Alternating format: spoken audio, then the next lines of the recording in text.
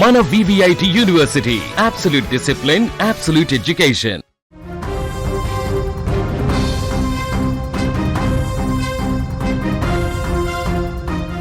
Hyderabad to Warangal జాతీయ రహదారి 163 ఇప్పుడు మృత్యు కూపంగా మారింది. ప్రయాణికులకు కంటి మీద కునుకు లేకుండా చేస్తుంది. నిత్యం వాహనాల రద్దీతో ఉండే ఈ రోడ్డు ఇప్పుడు నెత్తుటి చారికలతో తడిసిపోతోంది. ఈ రహదారిపై ప్రయాణం చేయాలంటేనే వాహనదారులు చేతుల్లో ప్రాణాలు పెట్టుకుని వెళ్లాల్సిన పరిస్థితి వచ్చింది. ఒకవైపు మితిమీరిన వేగం, మరోవైపు ఇసుక లారీల అజాగ్రత్త డ్రైవింగ్ అమాయకుల ప్రాణాలను గాల్లో కలిపేస్తున్నాయి. కేవలం వారం రోజుల వ్యవధిలోనే 8 మంది ఈ రహదారిపై ప్రాణాలు కోల్పోవడం ఇక్కడి భయానక పరిస్థితికి అద్దం పడుతోంది. 10 మందికి పైగా తీవ్ర గాయాలతో ఆసుపత్రి పాలయ్యారు.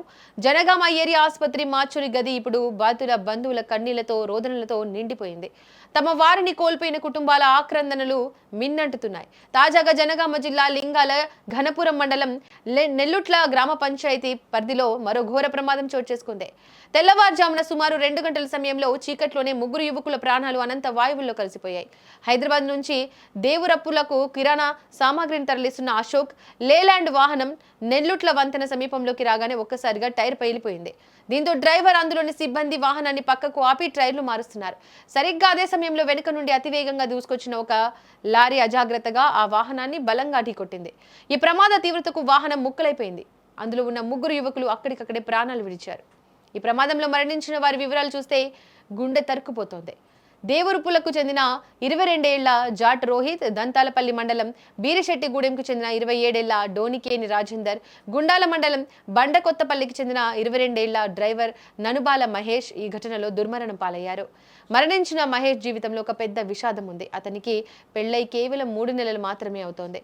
ఎన్నో ఆశలతో కొత్త జీవితాన్ని ప్రారంభించిన ఆ ఇంట్లో ఈ ప్రమాదం కోలుకులని దెబ్బతీసింది.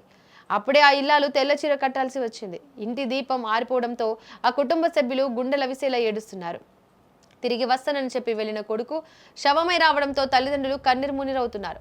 తమను ఉద్ధరిస్తాడనుకున్న కొడుకు లేకపోతే ఇక తమకు దిక్కెవరంటూ ఆ వృద్ధ దంపతులు పడుతున్న వేదన వర్ణనాతీతం. ఇసుక లారీల యాజమానుల నిర్లక్ష్యం, డ్రైవర్ల మత్తుమందు వల్లే ఈ ఘోరాలు జరుగుతున్నాయని స్థానికులు మండిపడుతున్నారు. నిబంధనలకు విరుద్ధంగా అతివేగంగా నడుపుతున్న లారీలపై అధికారులు ఎలాంటి చర్యలు తీసుకోవడం లేదని బాధితులు ఆరోపిస్తున్నారు. తమ కుటుంబాలకు న్యాయం చేయాలంటూ ఇలాంటి ప్రమాదాలు జరగకుండా కఠిన చర్యలు తీసుకోవాలంటూ బాధితుల బంధువులు ఆందోళనకు దిగారు. అధికారులు ఇప్పటికైనా స్పందించి ఈ మృత్యు రహదారిపై నిఘా పెట్టకపోతే మరిన్ని ప్రాణాలు బలి కావడం ఖాయంగా కనిపిస్తోంది.